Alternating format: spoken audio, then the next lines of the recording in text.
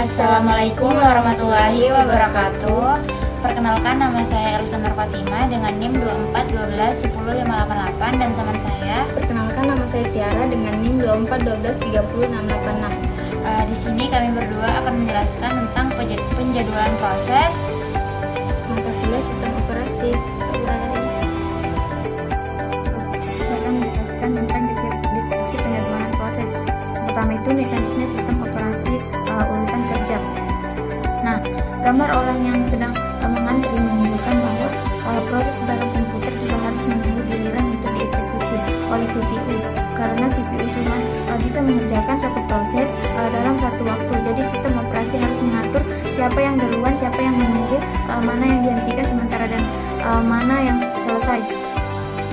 Nah, yang kedua itu proses berjalan. Di situ ada ikon orang dengan tanda tambah mengerjakan bahwa ada banyak proses yang sedang berjalan atau masuk ke sistem. Semuanya minta waktu CPU. Sistem operasi harus memilih proses mana yang dijalankan dulu supaya semuanya tetap teratur. Nah, yang ketiga itu kapan dan berapa lama.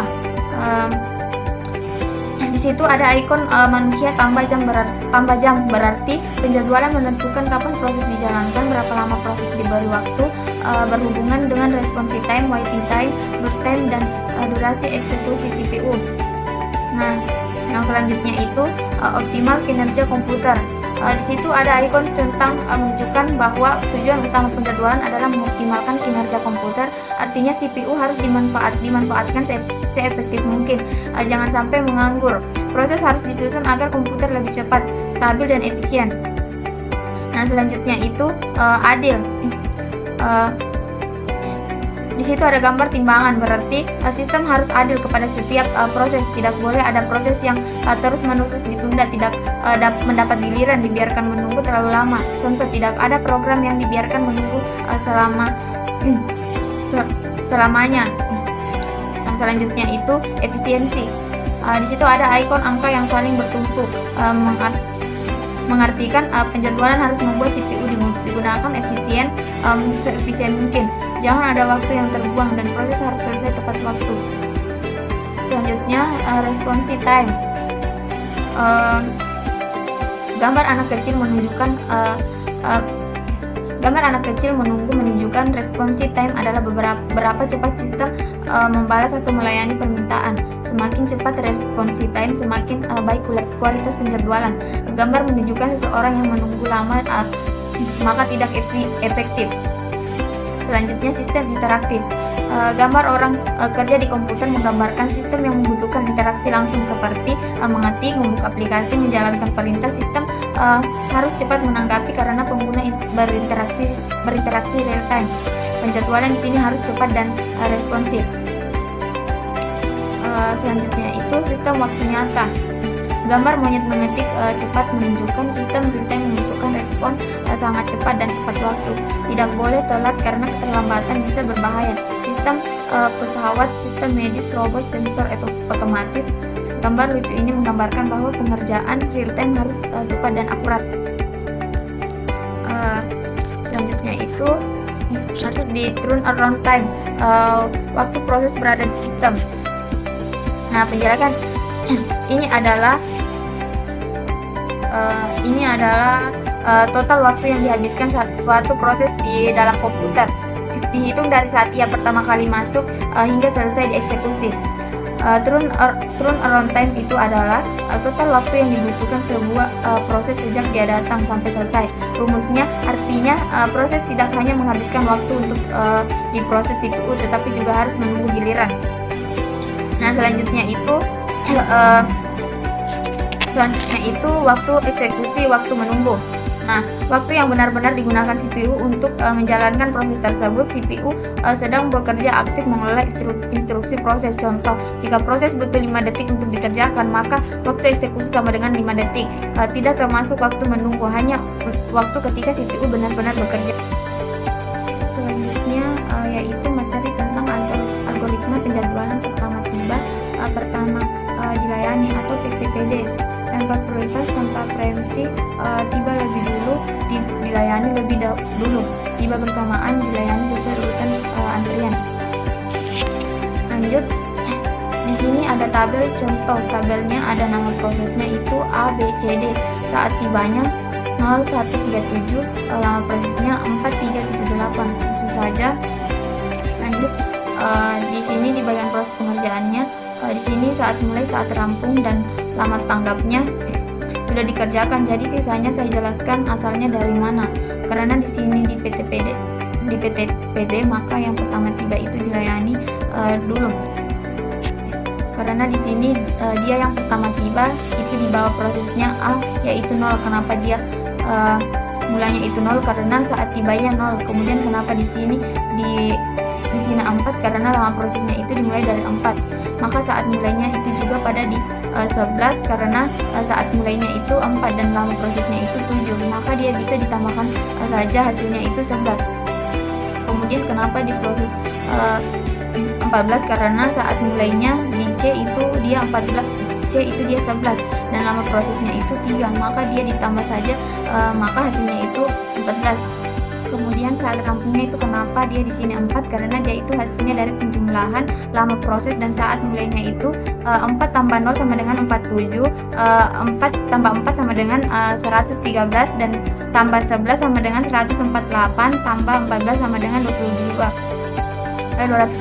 Kemudian di lama tangkapnya itu kenapa dia di sini 4, 10, 11, 15 tempatnya itu berasal dari saat rampung dikurang dengan saat tiba, yaitu 4 kurang 0 sama dengan 411 dikurang 1 sama dengan 10, 14 kurang 3 sama dengan 11 dan sisa, dan 22 kurang 7 sama dengan 15. Kemudian lama tangkapnya sisa. Kemudian lama tangkapnya sisa kita jumlahkan sehingga menghasilkan 40. Kemudian rata-ratanya kenapa dia 10? Karena 40 dibagi 4 yaitu total prosesnya. Itu saja dari saya. Materi selanjutnya akan dijelaskan oleh teman saya. Assalamualaikum warahmatullahi wabarakatuh. Di sini saya Senama Elsenar Fatima akan melanjutkan pembahasan dari teman saya.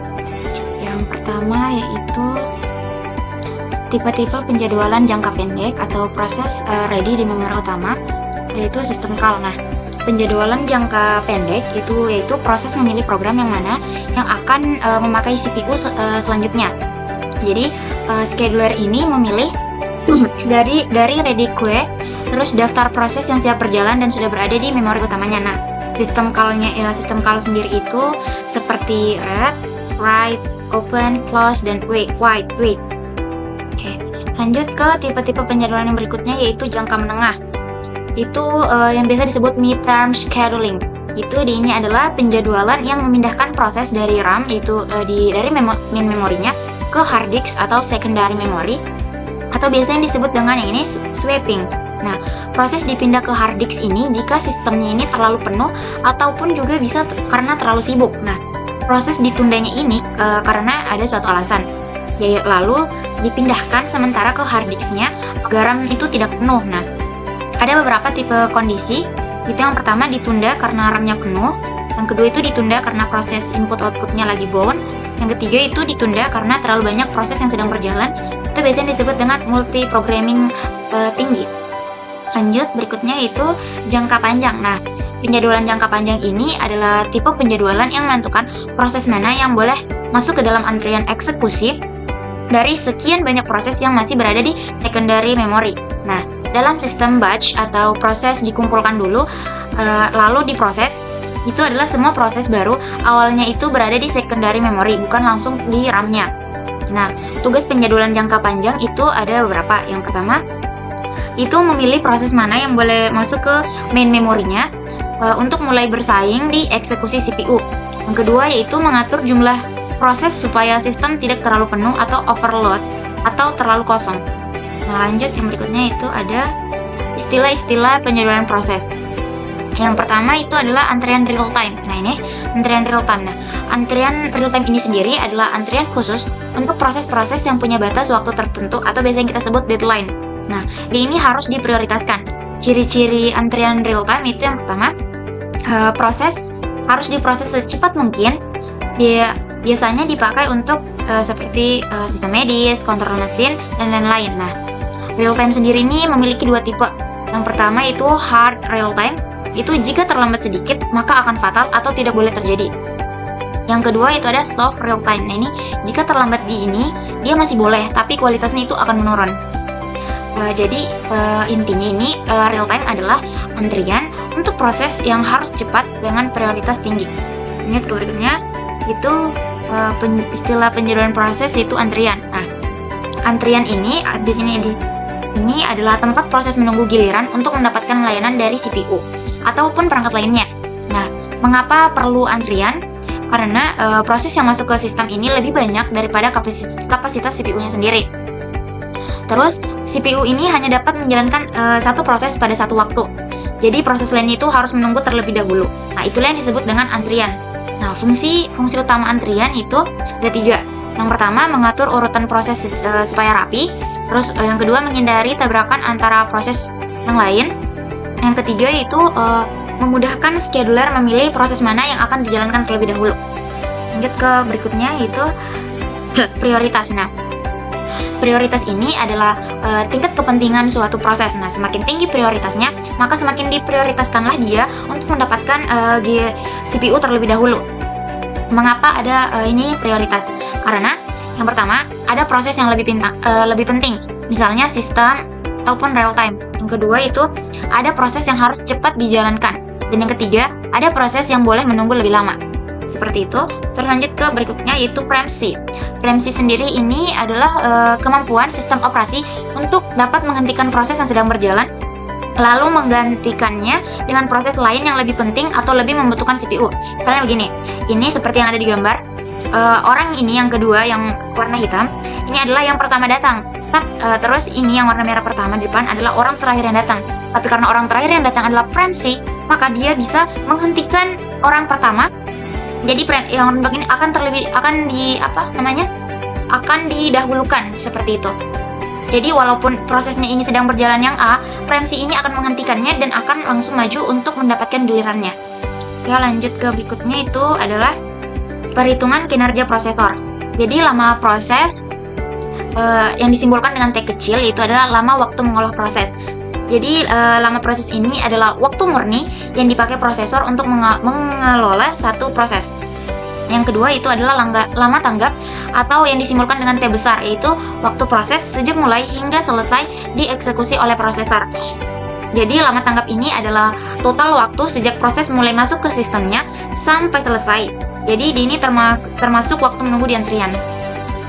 Lanjut itu, nih, perhitungan kinerja prosesor. Lama tanggap itu turnaround time dengan response time. Nah, jadi turnaround time ini adalah total waktu proses sejak masuk sistem sampai selesai. Jadi ini semua waktunya itu dihitung. Sementara response time ini adalah waktu dari proses masuk sampai proses ini merasakan pelayanan pertama kali dari CPU. Jadi di ini waktu sejak datang hingga mulai dilayani, itulah yang disebut dengan response time. Masuk ke rumit penjadwalan, yaitu ini. Dilihat itu jika diketahui waktu sia-sia, yaitu adalah lama tanggap sampai lama proses. Ini adalah waktu yang terbuang dalam antrian atau waktu terbuang selama terkena preempsi. Maka waktu tanggap yang disimbolkan dengan R besar T kecil adalah perbandingan antara lama proses terhadap lama tanggap. Jadi rumusnya itu waktu tanggap sama dengan lama proses per lama tanggap. Nah, seperti itu. Lanjut, yang kedua itu ini. Jika diketahui waktu sia-sianya itu lama tanggap sampai lama proses adalah waktu yang terbuang dalam antrian atau waktu terbuang selama terkena preempsi. Jadi, Y ini rasio penalti yang disimbolkan dengan R besar P kecil adalah perbandingan antara lama tanggap terhadap lama proses. Jadi rumusnya itu rasio penalti sama dengan lama tanggap per lama proses. Nah, di sini ada contoh ini. Itu algoritma penjadwalan proses terpendek dipertamakan. Jadi maksudnya proses dengan waktu pengerjaan paling singkat dikerjakan lebih dulu tanpa boleh dipotong. Nah, ini ada prioritas, itu proses yang sedang berjalan tidak boleh dihentikan. Harus selesai dulu baru boleh pindah ke proses berikutnya. Seperti itu. Nah, di sini langsung saja ke contohnya. Nah, di sini di contohnya ada tabel itu nama proses, saat tiba, dan juga lama proses. Bisa dilihat di sini. Nah, di sini langsung. Nah, tadi nama prosesnya kan A sampai D. Terus saat tibanya tadi juga sudah disebutkan kok 0356. Terus lama prosesnya juga udah ada 5724. Nah, di sini bisa kita lihat. Pertama ini kosong, tapi kalian bisa mengerjakannya karena bisa dilihat dari sini. Wait, nah ini proses terpendek dipertamakan. Itu yang pertama ada prioritas, tanpa preempsi, berdasarkan pendeknya proses, dan juga proses terpendek belum tiba, maka kita harus melayani yang telah tiba sampai dia selesai. Nah seperti ini. Karena yang pertama tiba adalah A, itu saat tibanya ini kita pakai detik ya, 0 detik ke 0. Nah sini prosesnya 5. Jadi saat mulainya di ini adalah 0 karena saat tibanya juga 0, jadi saat mulai ini mengikuti waktunya. Jadi 0 kan di sini lama prosesnya 5, jadi saat rampungnya berarti mengikut juga 5. Nah, terus di sini kenapa saat mulainya di sini 11? Karena ini dia. Kan di sini saat rampungnya di detik ke-5. Nah, saat tiba di sini tunggu ya. Nah, di sini kan bisa dilihat proses terpendek belum tiba, maka layani yang telah tiba sampai selesai. Jadi saat ini sudah selesai yang A. Di sini bisa kita lihat saat rampungnya kan di detik ke-5. Nah, di detik ke-5 yang sudah datang itu ada B dan juga C. B ini detik ke-3 dia datang, terus C di detik ke-5. Jadi, kita harus memprioritaskan yang paling pendek, yaitu ini. Wait. Iya. Tunggu. Aduh, bukan salah. Jadi, kita memprioritas oh ya, pas.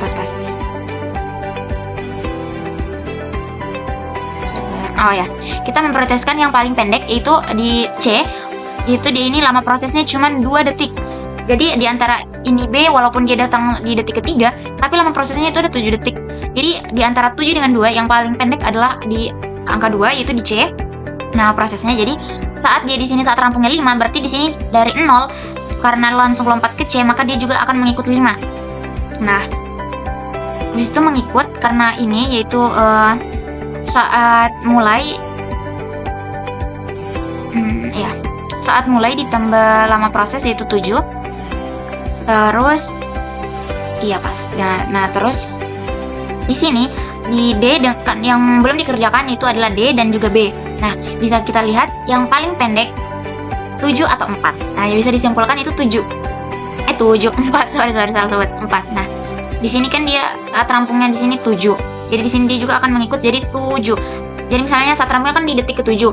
Jadi di orang berikutnya akan saat mulainya akan di angka 7 juga. Jadi pas dia selesai dia akan langsung memulai proses tersebut. Dia di detik ke-7. Nah, saat rampungnya yaitu saat mulai ditambah lama proses. Jadi 7 tambah 4 itu 11.